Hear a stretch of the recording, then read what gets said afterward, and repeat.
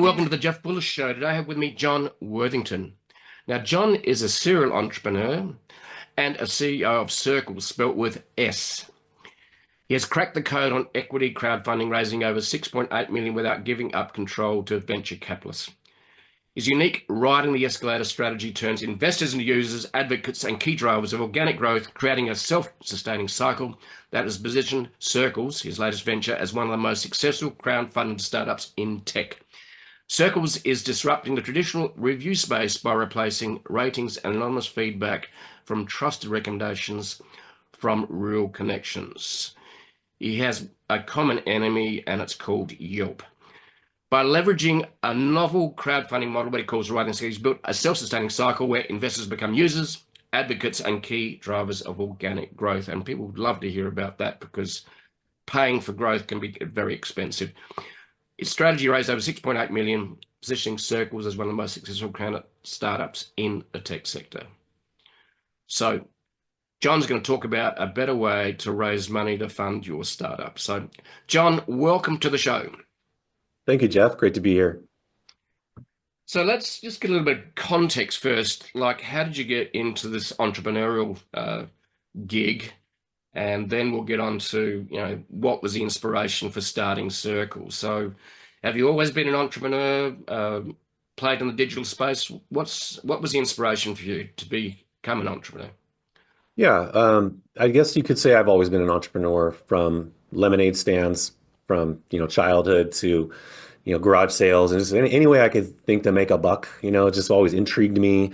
I started looking at the newspaper back, before the internet. The stock market tickers were all printed in the newspaper, and I would lay them out on the floor, and I'd be fascinated. Oh, this one goes up and this one goes down. And so, I've always just had an interest in business. And once I had an opportunity to start my first company in college, I just started running with it. I really haven't had a job, I guess, a traditional job since college. I used to deliver pizzas to pay my way through school.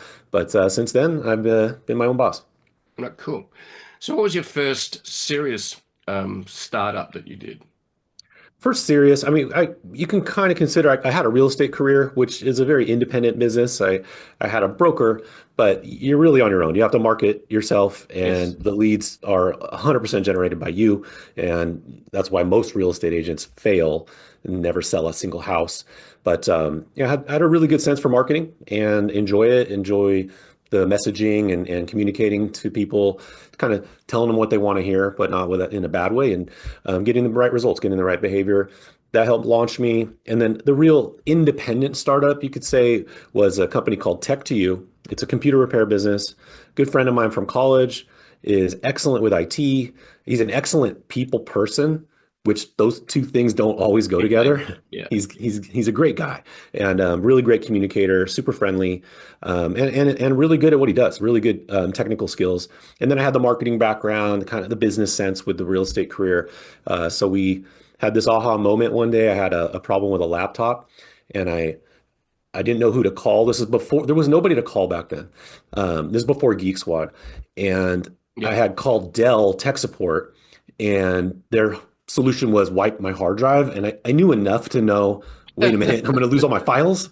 That's what we do. So I called my friend Todd. I said, hey, Dell's trying to tell me to wipe my hard drive. He's like, no, don't touch anything. I'll be right over. Comes over, plops a disk in. He's like, do a couple keys. He's like, you're good. I'm like, whoa, we should start a business. I cannot be the only person that has this problem. And he's like, yeah, we should start a business. And I'm like, I'm serious. He's like, I'm serious. So it kind of went from there, and we placed some ads and got our first clients and built up from there. Cool. So how long ago was that? Was that 10, 12 years ago? Ooh, I'd say more like 20 at Right. this Okay. point. Yeah, about 20 years ago. But it was a grind, any small business. If you're serious about it, you need to expect to lose money for 3 to 5 years. And I knew that going in.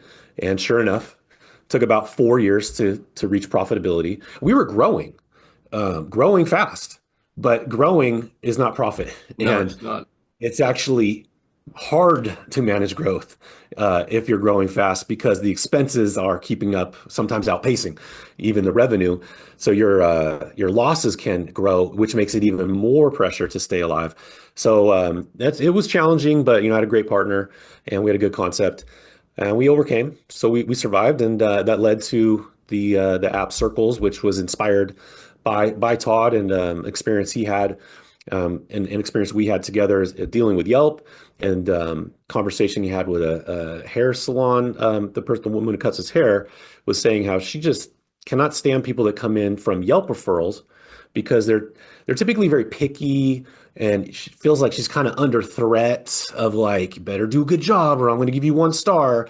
And so she was complaining to him, and we had problems with Yelp where people would write ridiculous 1 star reviews for like the lobby's too cold or whatever. Yep. And there's nothing you can do about it because Yelp is not really there. They're not really on your side at all. They claim to be, but they're certainly not, as we have come to find over the years.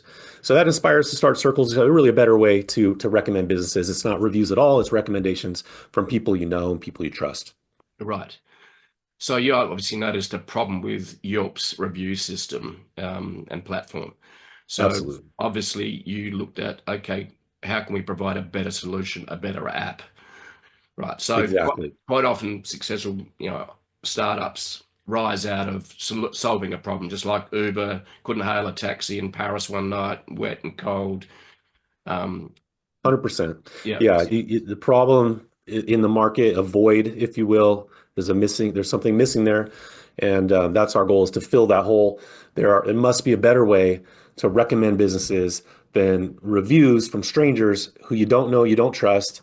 70% of Yelp reviews are negative, so that's not helpful because now you're sifting through negative reviews just to even get to the good ones. And then even then, you might read some good reviews and then read a horrible one and then be uncertain. Well, now I don't know who to trust. I was thinking I was going to go to this restaurant, but now after reading that last one, maybe I won't. So, but recommendations from people I don't have to ask my friend how many stars his dentist is. If he says, I got a great dentist, you can trust him. He's honest, and he's good. I'm like, thank you. I will go there. I don't need to say, is he 3 stars? Is he 4 stars? Yeah. So let's talk about raising money. Obviously, you had the idea, and then you need help to actually, I suppose, build the tech, grow an audience, and make it profitable. So where did the funding model, you call it what does it call it, riding the escalator, by leveraging a novel crowdfunding model. Tell us about where that came from. Sure. Let me start from the beginning a little bit, why we chose crowdfunding in the first place. Similar to how you began and built your audience in your career, is very, very community oriented, and there's so much power in community and leveraging community. Apple's done an amazing job with their ecosystem. We're a social app. It's about recommendations from friends. So I can't stress enough, if you're going to consider crowdfunding, that you take seriously the community building of it. Without that, you don't really have anything.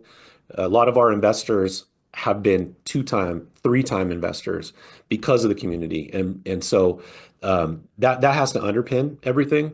So when we got started, the idea was, okay, how do we get to the next milestone? You're not going to raise enough. I mean, unless it's a miracle, you're not going to raise enough to just launch like a rocket, but it's a gradual process. Start with the first milestones of, get our MVP, our product that is a proof of concept, raise enough money for that, have the right messaging. And once you hit that milestone and you see the community building, community outside the app, community in our case, inside the app, you can see that this is adding value to us. And adding value is now an increase in valuation. The next step after you hit those milestones is regroup, consider your path for the next milestone, and come back to the crowdfunding marketplace with the intention of, let's get to the next milestone. Let's not go to the moon. That's kind of ridiculous thinking. It's more of a step-by-step methodical process. That's why I call it riding the escalator, because for us, Each level of crowdfunding leads to very loyal users of our app because investors are the most loyal users. Obviously, they are invested. Yep. So more investors is more users, and then more users leads to more investors and higher valuations. So I call it riding the escalator, and we've been able to do this successfully over the last couple years. It's been about 3 years, I think, now since we started. In fact, our last crowdfunding raise was our biggest yet, about 2.5 million. And it's seems to be, at this point, a winning strategy, something that's very unprecedented in crowdfunding. Not a lot of companies make it even to $1 million mark. And as you mentioned before, we're almost $7 million. Mm. So, couple of questions. Number one, uh, in terms of milestones, how do you go about, because the problem is a lot of people say we're going to take over the world. Here's this 5-year plan, right? And as we know, technology changes. AI shows up, for example. Social media changes its algorithms. Google changes its algorithms. And what was, I suppose, a highly engaged uh, web environment suddenly is being served ads by the platforms because they want to maximize their money, not yours. So what typically would be a milestone is like a sprint, like in development. So how far out do you set as a milestone typically? We've been pacing about annual crowdfunding campaigns, and a year gives you pretty good amount of time to set the goals and try and achieve them. But you're absolutely right. You have to be flexible along the way. iOS is constantly changing their privacy policies, introducing AI and different things that make it harder. There used to be a time where you didn't have to ask permission for anything. You could have everyone's contacts, location, notifications, everything was on. Now the permissions just keep getting tighter and tighter, which is a restriction. It's a limitation to a social app. The landscape we're in today is 10 times harder than the ones we're competing with that made it to the big time. We have to over engineer, and that is a big trick. But when you set reasonable goals and you're honest with yourself and honest with your community, you get a lot of leeway, latitude in, you're not going to necessarily be perfectly set on your timelines, but as long as you're close and you're always transparent, and that's a key point to successful crowdfunding, as far as I'm concerned, is we're hyper transparent. We talk about all the good, but we are open about all the bad. And there are bad things that happen all the time. And it's a startup. It's difficult. It's challenging. I mentioned all the outside forces. There's inside forces, and it's always coming at you. But that transparency is key, and that will get you to your next milestone with the support of your community, to where you can reassess and say, okay, what's reasonable from here? And we have semi-pivoted. I mean, we have focused a little bit more lately on more of a group chat kind of function to get people engaged with our audience. It's very hard to break through to millions of people on day one when you have no brand name and you're already competing with everybody else. But bringing them into the community, like an investor chat, for instance, we just launched this a couple of days ago, and every minute I'm getting another investor coming in, and another one, and another one, and everyone's talking and engaging in there. So it's really incredible. But that was a slight pivot. Like, the idea was originally, it's at the end of the day, and it still is, we're going after Yelp, and there are common enemy, which is also another recommendation I have for setting yourself up for a win. Is your community gets behind you when you're the underdog. Yelp has a terrible reputation. We have a very bold header statement. It says, we're the social recommendations app designed to destroy Yelp. That's what that. A lot of debate went into it. Is that too bold? Is that off brand? Our app is about positivity, because we're just about recommendations, no reviews. There's nothing negative. So this is very different than any social media platform, different than Yelp or review sites.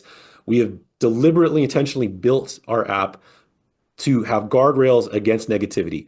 You have to favorite a business before you can comment on it. So you have to say, I love this place, and broadcast that before you can even comment, for instance. So there's all these guardrails built in, and that is so opposite to what Yelp has built. And social media platforms have let down the community at large, saying, we're going to bring everyone together. They're more polarizing than ever. Not Sircles. Our investor chat is one example. We have other chats that are growing and growing every day, where it's just all positive. It's incredible. We have not had to ban anybody yet. Like, the trolls have not shown up. We validate with phone number. You have to have a real phone and a real carrier, like you have to have like an AT&T or a Yep. Verizon, and that trust and that integrity goes a long way with your community. So is that WhatsApp you're using in the chat? Say again? Are you using WhatsApp? As a I, chat? I've used it personally, but we have built in our own chat. So that's something I'm familiar with WhatsApp. But inside of Circles, we have built our own kind of revolutionary approach to chat. We have custom topics that are automatically created as soon as you share something. Now, above your chat is an icon with the business's picture, and you have a sidebar conversation about whatever is shared. So it could be a movie, it could be a show, it could be a place. You still have your main chat where everything previews just like any other main chat, but our approach to this new kind of chat has really proven so far to be very popular. Yep. And another thing I encourage is being unique and having, going a little against the grain, taking good ideas and improving on them. Okay, cool. All right, so you've got this idea, it's getting traction, you're raising money. How did you define, because one of the challenges is actually trying to find your ideal customer profile. So did you agonize over that, and who are they? That's a great question because yes, and we still agonize over it. So yes, we have agonized. I'd say we're continuing to agonize because um, I'll get back to you on what the answer is in a few months, but it kind of oscillates between conceptually we believe the college age, particularly college age female audience, is the early adopters of most social apps like Snapchat, Facebook, Tinder, these kind of, once you get the social proof from the college age female audience, the guys are just going to follow because there's females there, and it's usually a winning formula. Um, but it's still Yep. tricky to capture attention. Turns out a lot of our audience is 35 plus. So, but a lot is still in that call. So I'm not sure where that's going to settle. And we are just approaching it from multiple angles. Okay. And do you test with like Facebook ads just to see which ones respond and get the most open? In other words, you target a audience and see how that We goes? do. Yeah, we do. And, we really haven't explored going for downloads in a heavy way until just recently. So most of our Facebook ads in the past have been more like pointing people to crowdfunding because the app was just simply not ready to scale. So we're in new territory just as of today. We're actually starting to go for downloads. So that's where we're going to obviously get a lot more data around Yep. this. Okay. So what I'm curious about too is you're fresh on the scene. The web's full of noise. Social media is just, huge. So you can get lost in all that data and information. So how did you start building your audience, and has that changed over the last few years? Yeah, well, a couple things. So first part is build the community through normal outreach. Start with the people the closest people to you, friends and family. And we did a friends and family round before crowdfunding, and then they know friends and family, and that's a good place to start. For us to get outside of that, and I don't know if this strategy works for everybody, but this worked for us. We partnered with an influencer that has a local audience, a long-term loyal audience, and built a long-term relationship with this partner and influencer with the intention of this being a long-term marriage, not just a one and done. I know other crowdfunding companies have done things totally different, but for us, having that partner and continuing to promote and tell your story to the same audience over and over goes a long, long way because that influencer happens to have his name's Rob Williams. He's got a radio show in Sacramento, Reno area that's been going on for like 20 years. He's got a very loyal following. To have him be able to promote for us is built-in trust and credibility. That goes a long way. So there are plenty out there. It's not like we had this like long-term personal relationship with Rob from the beginning. We built trust with Rob in the first place, and he liked the idea. So if I were to recommend someone starting from scratch and doing this again for the first time, try and find an influencer that has a loyal audience that believes in your product as much as you do. Yeah.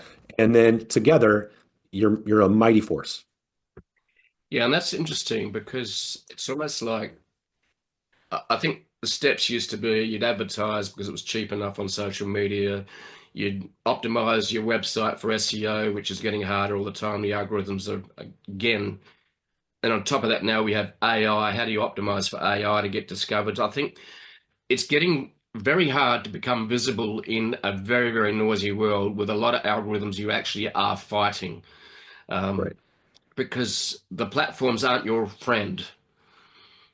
Absolutely. They just want you to spend money on ads, right? So when I started my website and the blog and started writing about social media because I was just curious about it and how to use it for business and bypass the mass media gatekeepers. Hmm. That was for the first 5 or 6 years. It was exciting. I was able to build a tribe of engaged people all around the world because it was organic.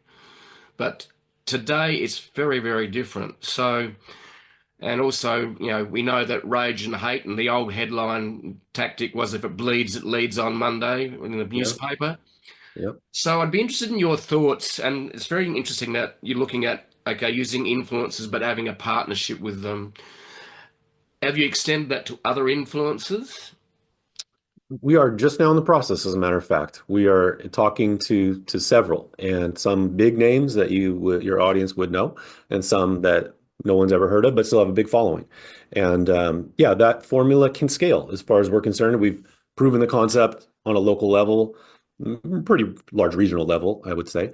But if you can prove it there, then and that's a great place to do it. Have a proving ground, know what your messaging is, and get in sync, then you have a formula to reproduce and replicate. And so, yeah, we're currently we actually just signed a really really great guy who has a very loyal following, totally niche, totally separate from the other kind of following. He's really big into a very particular kind of dance, there's a big group of community in that niche audience, and they're very close knit. Herd together. And so it'll be very interesting to see how he moves an audience. We have a strategy around it. We're going to guide him, and we have our formula. But all the whole time, this always comes down to the trust factor. That person you're partnering with, they have to have the trust and following that will go where they go and say, I just signed with Sircles, and follow me in Sircles.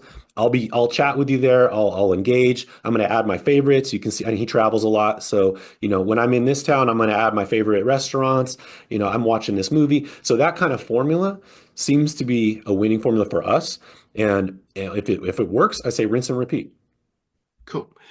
So, the other question I have is regarding you're essentially a two-sided marketplace in a sense. You've got the people that are actually leaving the reviews, and then you've got the businesses that want the reviews. Is that correct? That's right. Not reviews, just recommendations. Recommendations. Yep. Okay. You either recommend it or you don't. And yeah, but yes, absolutely. So we are getting approached left and right by businesses that want to be a part of our ecosystem. They recognize that if you ask somebody to leave you a review, that's a gamble. They might leave you a one-star review. So I run a small business. I mentioned from the beginning, tech to you, computer repair.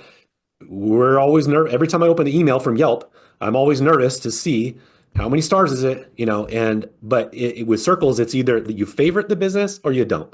Just like any recommendation, I either recommend it or I don't.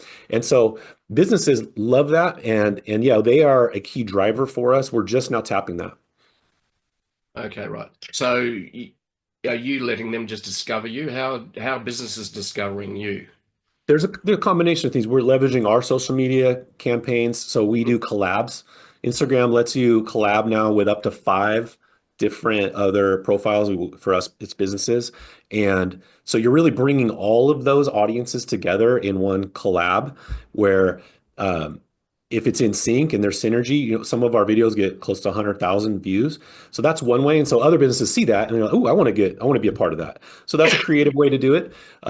If we see that one business is getting a lot of favorites, we can approach them and say, hey, you're right by the college. You notice that, a lot of people are coming here for your product. Would you like to do a collab? And that kind of goes from there. So a little both. Sometimes we do outreach. Sometimes they're coming to us. Cool. So it sounds like I suppose, to try and get traction and try and, I suppose, break through and achieve momentum that's organic and self-sustaining. It's almost like you're into the, you've had to get right into the trenches, isn't it? Oh yeah. Yeah. Well, it's very hard to get traction, as you mentioned. In this world is very noisy. It's so much going on. There's so many options, and it's not just social media platforms. I mean, there's Netflix, there's video games, there's lots of things to take your attention. So, getting traction again comes down to community. As you mentioned, you said it best that it's extremely difficult, and it's just been made more difficult. But if you find the way in, find the right angle. For us, it was this unique approach. You're going against you're doing something no one else is doing, and you can start from there. You build a community around it, but just stay with it. Keep in front of the same audience, and keep expanding out from there. Don't spread yourself too thin. The world's way too noisy for that. Stick with the same group, and they will tell people for you. Mm, yeah. Yes, it's very much in the trenches, and I think what I like about what you're trying to do is it's all about engagement, and I think having the chat where people join, that's really in the trenches because that's like one at a time almost, isn't it? It is, yeah. And just doing a podcast like today, putting yourself out there. I don't like doing podcasts. I'm not like a public figure, but I know it's good for the brand. I know it's good for our company and our stakeholders. Mm. So I'm going to put myself out there, and I'm going to tell our story and be visible. Yeah, and that's interesting because as humans, we have many aspects to ourselves, and some of us are more introverts, and some are more extrovert, and some of us are in the middle. Yeah. And it's like, I don't want to be that visible. I really just want to do my own thing. I want to sit in the corner and read a book. And if someone wants to chat to me, I'll have a lovely one-on-one conversation. But put me in front of a Right. thousand people on stage, and I'm just feel like running for the hills. Or Right. that's it. Yeah. Oh, I can relate. Yeah, definitely. But we do what we need to do for our following, for ourselves, I'm willing to do whatever it takes for our stakeholders because they put a lot of trust in us. So here I am. So the other question is in terms of, let's talk a little about social media. And obviously you are using it because you're actually hired and hiring influencers, which use social media. So you're going, okay, let's not build it ourselves, or we will build it over time, but let's go and get them because they've got engaged audiences.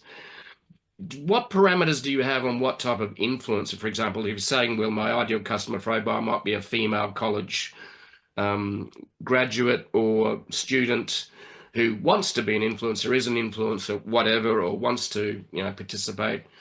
Um, so, in terms of building your own social media following and engagement, um, engagement's becoming almost, what could we say, a rarity because, and also the type of influence you want is not someone who's dramatic, rages, is angry, because the Hmm. algorithms actually serve that sort of person as well. So, Hmm.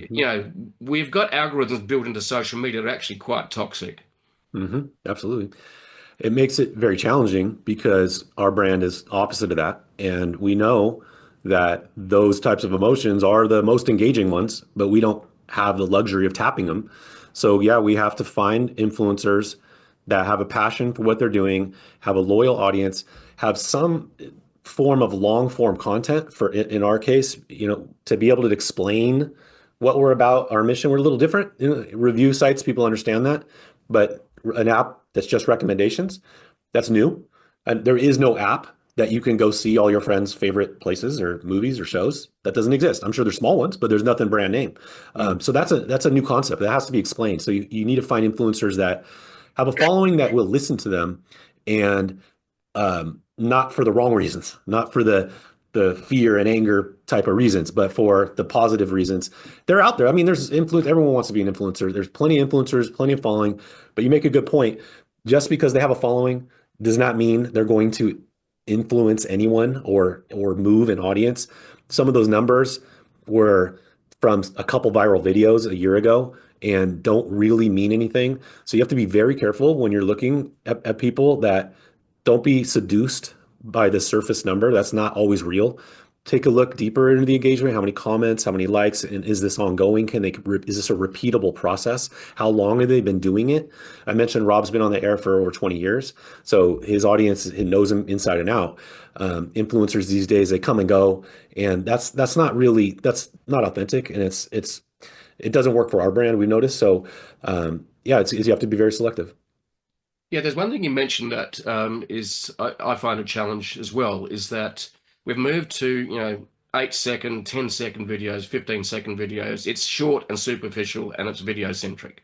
Mhm. How do you get across, like you talked about deeper, longer content, and because to explain what you do in 9 seconds, maybe only the goldfish will actually be able to understand that because they've got a longer attention span than most teenagers today. So I think that humans are 8 and a goldfish is 9 seconds, I think, really. So um, in terms of long content, and something that I like is like, let's actually provide some serious, let's make something complex easy to understand.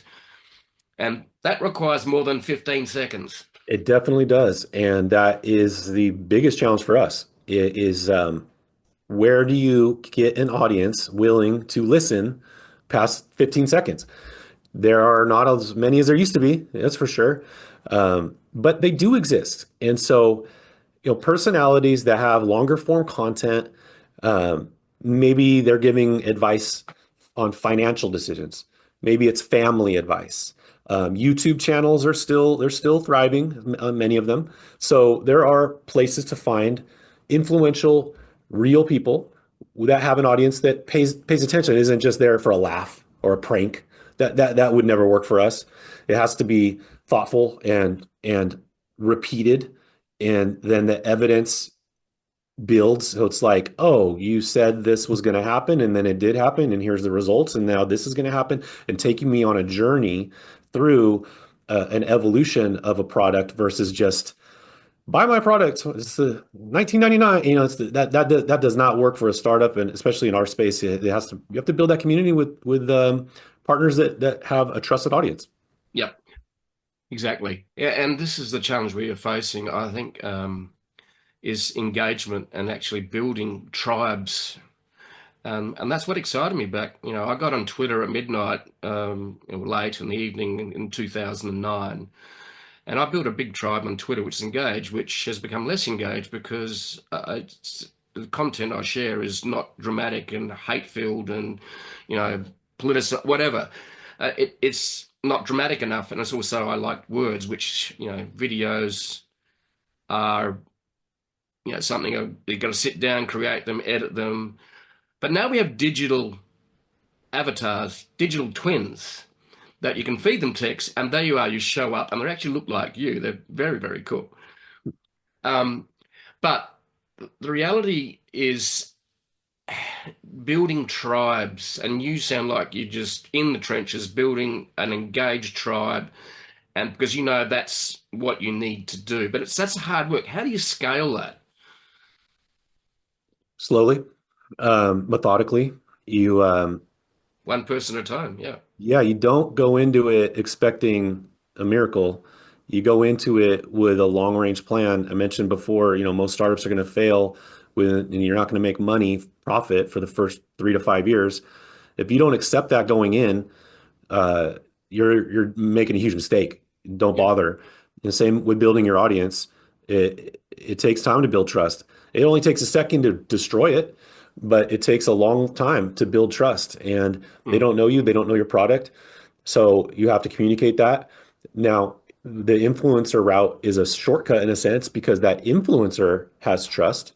So if that person has a loyal audience and they can vouch for your product and say, I believe in this. Perhaps I'm an investor. In fact, Rob invested early on. And of course, that goes a long way with his audience to say, I'm putting my money in here and I believe in these guys and I want to see this grow. We need it. Society needs it. They're doing it for the right reasons. That type of messaging will build you up a little by little. It didn't happen overnight, but you keep pounding it, stay in the trenches and finding compatible partners that are aligned and have that loyal audience. you'll find success, but don't give up and don't get discouraged. That we go through waves. We go through ups and downs, especially when a crowdfunding campaign is open. We're riding a wave. Everyone's talking, sharing, getting that FOMO. Our minimum investment. Um, just on a side note, for anybody that's interested in doing crowdfunding, one more bullet point I would share is that your minimum investment is an important decision for us. I think you can go as low as $100 on WeFunder, was our platform that we use. We chose 250, and $250 seemed like a number to me that was enough to make me care that this business is going to make it, but not too much that pretty much everyone can do it. So everyone can figure out how to get $250. But at $250, I want to see these guys make it. $100, I could write it off and be like, whatever, I lost $100. But 250, so that's the sweet spot. I got a little off subject. So why don't you bring me back? Where were we? Well, let me ask you another question then. So chicken and egg question, really. So are you targeting people that want to invest, or do you target users who become investors? How does that work? Like, how's the messaging for you on that? Well, for us, historically, because of the nature of the relationship we have, mainly with Rob, but some other micro influencers and people we've worked with, it turns out it was not targeting investors per se. It was, I mean, everybody understands that if you invest well, you're going to do well in life in the long run. And conceptually, that's an easy thing to wrap your mind around. It doesn't mean everyone goes out and invests because there's so many options and it's complicated and it's risky. So, um, so I would say we have been fortunate to find a large audience of non-investors. And again, that $250 is that easy entry, but the reward payoff could be incredible. So we're speaking to the average investor, you say, or maybe even below average knowledge of investing, but understanding the concept of if I could have got in on Amazon or Netflix when they were young, I'd be rich, right? And so that's the magic of startup investing. And that's the power of crowdfunding, and that messaging should be part of it. You have to be upfront and straightforward that you're risking everything. Your money is no guarantee that it doesn't go away completely. Like the company has to survive and make it and exit. But but yeah, so that's our audience is really the people that are interested in taking a little bit of a moonshot and understanding the risks. Cool. So that raises the next question then is you're not giving away too much equity, but giving away enough. What's the numbers on that? And so someone's spending $250, it's, your year three versus year one. How much of your company are you giving away for the funding? Right, right. And that's a very important consideration because obviously if you give away too much, you not just lose ownership, which has its own downfalls and downsides, but you um, you're hampering yourself. So finding that number, and then obviously asking too much, you're going to turn people off. So finding that number is really critical. We again took a step-by-step approach. We started, I believe, at a $4 million valuation, and that was after we already put in $500,000 ourselves, and then did a family friends round for another 500,000. So we already had a million in, and $4 million valuation felt like a fair valuation for how much of our infrastructure and architecture was built. It's a very small engineering team, but we were there. But then you got to pick your next valuation with the same type of thoughtfulness. I think we went to 10 or 12 million after that because we hit some pretty big milestones and got thousands of downloads and users, active users. So we try to pace where we're still keeping around a 30% on our side. Like, Jeff Bezos, I think he owns like 8% of Amazon. I'm okay owning like a very small piece of a very huge pie, but at the same time, you don't want to give it away too early. So that is kind of a question that each person has to answer individually. But for us, we've done well to not have to dilute. Like we had issued enough shares at the very beginning when the company was first formed, enough shares to ride us through all of these crowdfunding campaigns and not have to go back and authorize more shares. Right. Okay. So can you reveal what percentage of the company you hold currently?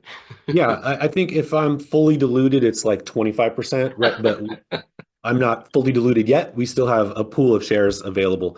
If I could sell the company today for $1 billion, I think I'd have 30 something percent of the company. All right, cool. All right, awesome. Okay, just wrap it up. So, are there any things you're working on, within the company that, what do you want to look like in 5 years? I know you maybe haven't written that up as a goal, but is, Well, yeah, that's an interesting question because we're right now seeing the light that these years of building, building, building are now the potential is there for it to pay off. And we are in a race to the exit. So that exit could be a sale, or it could be us going public. And we're open to opportunities. We want our investors to make money. We want to make money. This has been a lot of work. But we have the vision now, like we can see around that corner of like, this can happen in a year. So, 5 years from now is a long time in the world now we're in of AI and everything's changing so fast. It's hard to say exactly what it'll look like in 5 years. In a year or two from now, we want to have millions of users, and engaged users, and loyal, retained following. We want to have organic growth, and we want to have people find tons of value, find recommendations that they love and they're enjoying using the app. That's our long-term goal, is make people happy, encourage sharing, and then make a bunch of money for our investors one way or the other, whether it's we sell the company to a much bigger one or we have an exit, publicly, and now our shares are liquid. We can celebrate from there. right, awesome. Well, it sounds like you've been in the trenches, arm wrestling, and it's been a lot of work. And as we know, that the shiny outside of others on an Instagram post doesn't reveal the grunt and hard work and persistent sweat and tears that I'm sure you've actually brought, every day to Yeah. the table. Yeah, Yeah, that is no, there's no escaping that. That you're signing up for that right from the front. very cool. Well, thank you very much, John, for sharing your insights and the reality of it. And it's not a bed of roses, but persistence you've mentioned quite a few times, and I certainly get that. And we're in the middle of a huge change, where AI is starting to really get traction. So that's going to be an interesting part of the journey as well. Um, so quickly, just before we wrap it up, how does AI play out for you? Like, what's the impact as it people use ChatGPT to find things, get information? Because Google search is now getting very hard to be seen, because then it's basically where people are giving an AI review, or AI review is done by Google with very little attribution quite often, or it's hidden in the right column, and don't need to go to the website. You just need to read it from Google. And in other words, it's basically scraping at scale now, done with AI instead of just bots. True, true. Yeah, and we use AI every day. Our team of engineers uses it to assist. We're not at the point yet where it can just outright write the code that can be plugged into our product. That'd be lovely. But it's definitely a very useful tool to let the engineer think in a different way about a problem that they can't solve and see it in a different light. The AI is really good at saying, well, I would try this, how about this method? So we're using it every day for that kind of thing. And then we're very close to incorporating it to more of like an AI bot. We have a Circles buddy in our app. So somewhere you can ask questions, what does this mean? How do I add a favorite? How do I do this? What do you recommend here? That kind of thing. We're not there yet, but it's definitely in our on the horizon. It's definitely something we're considering strongly focusing on now that we're at this stage of growth. Cool. All right, just to wrap it up then. How do people find Circles, spelt with an S? Yeah, absolutely. You can go to circles.com/download. So it's SIRCLES.com/download to get the app if you want to check it out. Our crowdfunding campaign is not open as of this recording here. We may do one in the near future, but if you want to see how we structured it, we're at wefunder.com/circles. Great. I'll include that in the show notes as well as your website and the app. So, John, thank you very much for sharing the entrepreneurial journey, and I'm sure you've learned a lot along the way and been supported by many friends, family, and mentors. So, thank you very much for sharing your story. It's been an absolute blast. Thank you. Absolutely. It's been a pleasure. Thanks, Jeff.